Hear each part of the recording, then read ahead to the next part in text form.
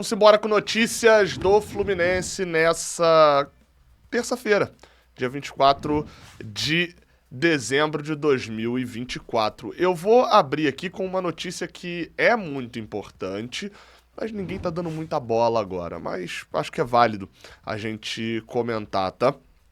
Que são, na verdade, é a projeção dos potes da Copa do Brasil de 2025, segundo o pessoal do Ranking CBF, um site bem legal ali que junta as informações da Copa do Brasil, eles publicaram, e isso importa muito porque a gente vai saber o adversário que o Fluminense vai enfrentar na Copa do Brasil. Na Copa do Brasil de 2025, o Fluminense tem a possibilidade de enfrentar. O Fluminense está no primeiro pote, né? Só para informar certinho, devido ao ranking da CBF, o Fluminense é o ranking 7, está no pote A. E ele vai falar, ué, Gabriel, mas por que só tem 3 na frente? Porque tem uma galera que se classifica direta lá para a terceira fase, igual a gente vinha se classificando desde 2021, né? 21, 22, 23, 24, a gente já entrava na terceira fase. A gente volta agora a disputar aquela fase inicial. E aquela fase inicial ela é composta de um time do pote A enfrentando um time do pote E fora de casa. Em jogo único, porém, o time do pote A com vantagem de empate. O Fluminense está no pote A, porém, por exemplo, poderia enfrentar Souza da Paraíba. Eliminou o Cruzeiro esse ano, tá? Chatinho. Águia de Marabá, lá de Marabá no Pará. Uma viagem muito chata, né? Provavelmente o Fluminense jogaria no Mangueirão, né? Eles levariam esse jogo pro Mangueirão e tal, mas enfim, né? A gente teve a possibilidade de enfrentar esse ano eles também, eles queriam manter o jogo em Marabá. O Tocantinópolis, que é outra também, assim, que destrói uma semana de treinamentos do Fluminense. O time já é um pouco mais frágil. O São Raimundo de Roraima. O Maringá do Paraná, que já é um pouco mais próximo da gente, fica aqui no oeste, se eu não me engano, do estado do Paraná, mas é um adversário um pouquinho mais chato, né? Tal qual o Cascavel também, do Paraná. São dois times que jogam um estadual um pouquinho mais forte. Será que o Cascavel, o Vitor Hugo, vai jogar, jogar pelo Cascavel, né? Pouso Alegre de Minas Gerais, que por incrível que pareça também é chato para a equipe do Fluminense, porque eles precisam ir um dia antes de ônibus, né, no geral. Não tem, por incrível que pareça, Pouso Alegre não tem um aeroporto, né, para fazer o pouso. O Asa, lá de Arapiraca, em Alagoas, União Rondonópolis do Mato Grosso e o Porto Velho de Rondônia. Todos esses adversários, eu vou tirar só acho que o Souza e o Maringá estão um degrauzinho acima, mas ainda assim, o Fluminense jogando fora de casa, com a vantagem do empate, um jogo único, tem uma obrigação assim, gigantesca de passar. É favoritaço e etc. Mas uns, obviamente, são piores do que outros, né? Por mais que tenham adversários um pouquinho mais frágeis, o Fluminense não pode se dar ao luxo de mandar um time reserva se for enfrentar o Asa de Arapiraca, que é um voo até Maceió e mais um trecho de ônibus e uma viagem que, como eu falei, quebra a tua semana inteira, porque você tem que ir um dia antes bem cedo e você ainda perde 2 dias depois do jogo também nessa volta e tal, no descanso e etc. E você não pode mandar um time reserva, porque imagina se você manda os reservas, chega lá e é jogo único, uma expulsão no início do jogo, alguma coisa, você está eliminado e a Copa do Brasil, que é uma projeção financeira interessante do ano, vai embora, você não tem mais. Então, assim, é um desespero enfrentar esses times aqui. Acho que dos cenários, o do Pouso Alegre é um dos que ofende um pouco menos, pela viagem um pouco mais curta e a possibilidade de poder levar os titulares também e se classificar, é claro. O Fluminense vai ter que jogar, além desse jogo, mais um jogo da segunda fase que não vinha jogando. Aí esse já é comando de campo sorteado e um confronto sem vantagem de empate para ninguém. E aí pode ser, por exemplo, um time mais frágil também, sei lá, o Boa Vista no Maracanã, enfim, e aí pode facilitar um pouquinho.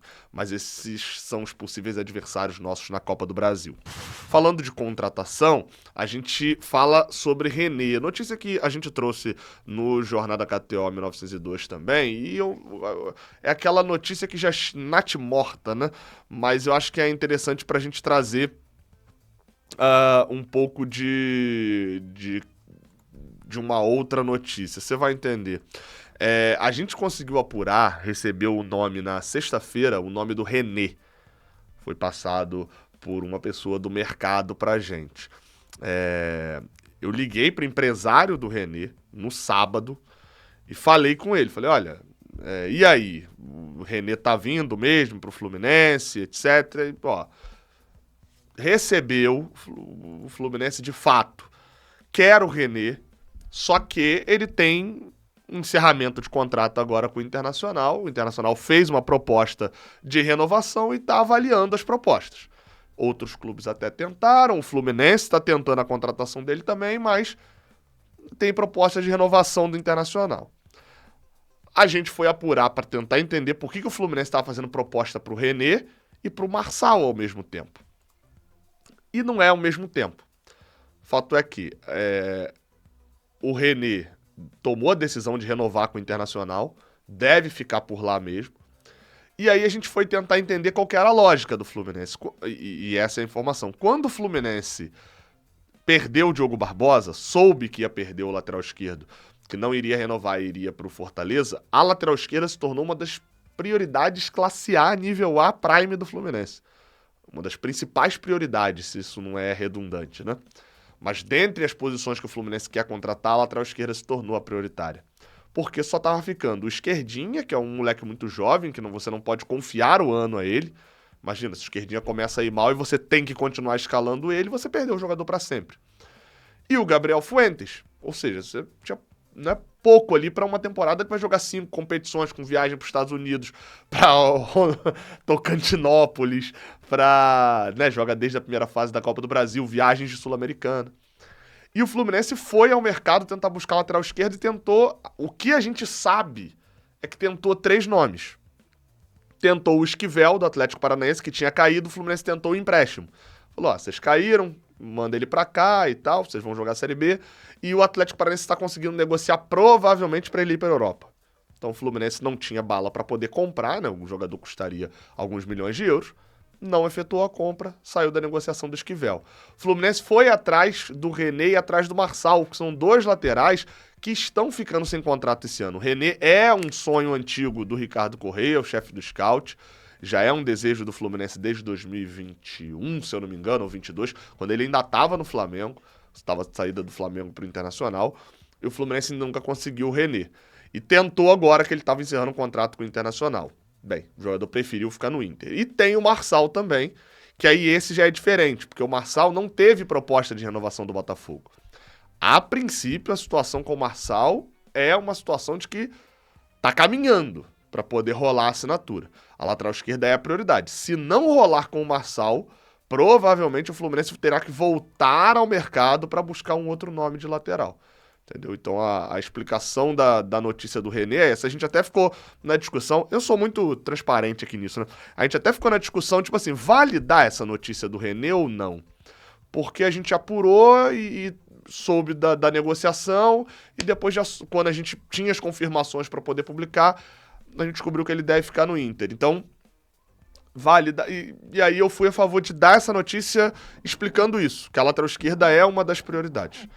Enfim, vamos ver e... Não sei, se você quiser que feche com o Marçal, né? Porque se não fechar, não sei o que vem também, né? Pode ser que seja mais complicado. Dos 3 nomes, eu queria o Esquivel pela idade, né? Pelo contexto todo, mas considerando o preço que teria que pagar, eu preferi o René, tá? Gosto do René e até uma opinião que eu acho que é impopular e acho que quem me acompanha aqui sabe que eu nem vou tanto por esse lado. Mas pra mim o caso do René é muito claro de um jogador que é melhor do que pintam e tem sim um preconceito de onde o René veio, pela aparência dele, e é um preconceito que é fato mesmo. Então, mas acho um bom jogador. Não acho tão problemático. E além de tudo, ajudou a gente na semifinal da Libertadores. De fato, uma falha que ele teve no Maracanã ajudou bastante a gente naquele jogo. Vamos lá, tá? A gente continua falando aqui sobre contratações e olha só, hein? Segundo a Aline Nastari, do TNT Esportes, o volante Gabriel Pires está encaminhado para ser o novo reforço do Panathinaikos da Grécia. O jogador e o Fluminense estão em fase final por um acordo de rescisão amigável. No início do mês, o jogador foi liberado, antes até mesmo do fim do Campeonato Brasileiro, junto com alguns outros atletas, mas nesse momento já existia a expectativa de que ele não retornasse, talvez saísse até no meio do ano, acabou não saindo. A Universidade Católica do Chile também demonstrou interesse no jogador há alguns meses, mas as conversas não avançaram e ele deve ir para o Panathinaikos 1964 FC da Grécia. Eu nunca tinha ouvido falar do Panathinaikos, acabei de descobrir que ele joga a segunda divisão da Grécia. Cacete. A primeira impressão que eu tive quando eu recebi essa notícia, e eu não vi no Twitter... Ah, não, eles subiram pra Série A. É isso, né? Estão na Série A da Grécia? Líder é o Olympiacos, exato. Série A da Grécia tem 14 times, e eles estavam lá na segunda divisão no ano passado. A primeira informação que eu tive quando eu recebi isso no WhatsApp, eu falei, cara, tão bem aí, estão inventando até time agora, pra poder mandar o Gabriel Pires. A impressão é essa. É o fim de um jogador, assim... Enfim. É absurdo. A passagem do Gabriel Pires, tudo do Gabriel Pires pelo Fluminense é um absurdo. Eu vou até falar que um detalhe que, assim, pra maioria da galera nem é tão absurdo, mas a foto de apresentação, o Gabriel Pires vai tirar a foto de apresentação dele com a barba toda por fazer, de qualquer jeito. É uma loucura. Enfim, adeus, já vai tarde, que não volte mais. O Mano Menezes deu 2 entrevistas que chamaram a atenção. Uma delas para a Rádio Bandeirantes, onde ele diz que, além de dizer que é obrigação a gente passar de fase no Mundial de Clubes, né, que eu achei uma ousadia, porém, algo verdadeiro, tá? Não achei qualquer problema dele falar isso, não. A gente tem a obrigação, sim, de passar de fase, e a gente não passar será, sim, problemático, tá? Ele deu uma entrevista também, nessa mesma entrevista para a Rádio Bandeirantes, ele diz que, abre aspas, a chance do John Arias sair do Fluminense, né, é de 70%. Mas pode haver uma chance em que ele fique até a metade da temporada, até o Mundial, que é uma referência para 4 clubes brasileiros. Essa questão do Arias vem se arrastando um pouco, no sentido da intenção do jogador, que é justa, de jogar na Europa. Ele quer estar na Europa, de primeiro mundo, então as coisas precisam vir de lá para cá, sendo interessante para o clube e para o atleta. Esses 70% animaram muita gente. Eu confesso que não penso que seja 70% de chance do John Arias ser vendido. Acho que é pouquíssimo e muito menos a probabilidade dele não ser vendido agora, nesse momento. Porém, também tenho que dizer que acho que há uma possibilidade maior dele ficar até o meio do ano. Ele ser vendido agora, por exemplo, alguém comprar, e ele só ir no meio do ano por 2 motivos. Que a possibilidade financeira, né, fair play financeiro, às vezes o time não tem como justificar uma contratação agora, só poderia fazer a contratação para a próxima temporada, isso pode acabar acontecendo, e também uma costura do Fluminense por uma condição melhor de pagamento, por um valor um pouco mais baixo e segurar mais 6 meses do John Arias. E aí, já com um termo assinado da venda acertado e etc., ficaria um pouco mais tranquilo para que o jogador partisse no meio do ano e jogasse esse resto de contrato no Fluminense nesses 6 meses, né? Ele tem contratos até 26. E eu acharia o melhor modelo de negociação, porque o John Arias vai sair.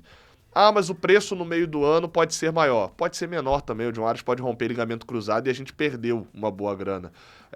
Pode ser menor também porque o John Arias vai ter menos tempo de contrato. Pode ser menor também porque o John Arias já vai estar mais velho e às vezes ele nem joga tão bem no início desse ano. Acontece. Futebol é uma maluquice. Então, já que a gente já sabe que vai sair mesmo, garantir uma grana agora e tê-lo por mais 6 meses, eu acharia bem de boas. Óbvio, dependendo de quanto seria o valor. Outra entrevista que o Mano Menezes, tá falando, o Mano Menezes, né, deu nesse mesmo início de semana, foi para a Rádio Grenal, onde ele falou sobre o Rodrigo Dourado, na volante que foi especulado. Ele falou, nós trouxemos o Hércules. Ele tem a característica de um volante que deve ter hoje em dia. A gente não vai trazer outro volante com as mesmas características. Então, o Fluminense trazendo um volante seria um volante para ser primeiro volante. E ele até falou sobre os bastidores ali da questão do Marcelo, né? Falando ali que o fato do Marcelo, aquele da beira do campo, não foi um caso isolado. Na beira do campo, nenhuma direção toma nenhuma decisão por causa de um único caso. Aquilo foi só a gota d'água. E para fechar a onda de entrevistas, enquanto você vai deixando seu like aqui embaixo nesse vídeo, o Marcelo Paes, CEO do Fortaleza, deu entrevista aos jornalistas do GE. Globo e falou sobre a negociação do Hércules, inclusive meio que confirmando uma notícia que a gente trouxe aqui. Vou abrir aspas para o Marcelo Paes, tá? Ele disse o seguinte, teve negociação com o Braga, de Portugal, com o Betis, da Espanha, com o Cesena, da Itália, com o Austin, dos Estados Unidos, e nada disso se concretizou. O número que o Fortaleza pedia pelo Hércules era de 5 milhões de euros por 70%. Esse valor nunca veio. Segurava e não chegava. Recentemente, um time do Brasil propôs 3,5 milhões de euros. 3,5 eu não vou fazer. Voltei com 4,5, já que sabia que o valor de 5 não estava andando. E esse clube não sinalizou com o valor.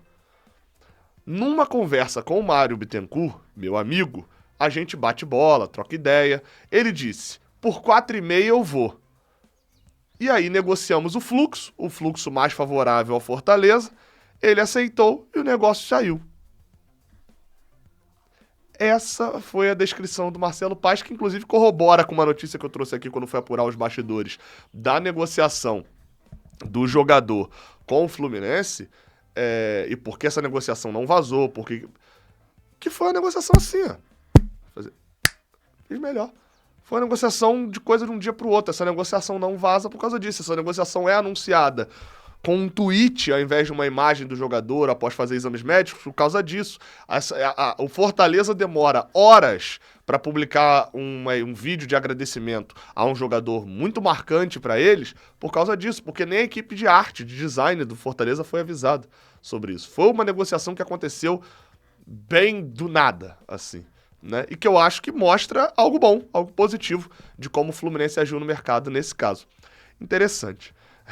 Essa situação. E só para poder fechar, o pessoal do Esporte Goiano, que é uma cobertura sobre Goiás, né, no geral, mas que fala do futebol goiano, trouxe uma informação de que o Goiás estava tentando a renovação do Paulo Baia, que é o atacante que interessa o Fluminense, só que as conversas estão travadas porque o empresário dele, que também é dono do clube Primavera, né, que é dono do Paulo Baia, pediu 3 milhões de reais pela opção de compra do jogador, né, que o Paulo Baia está emprestado ao Goiás.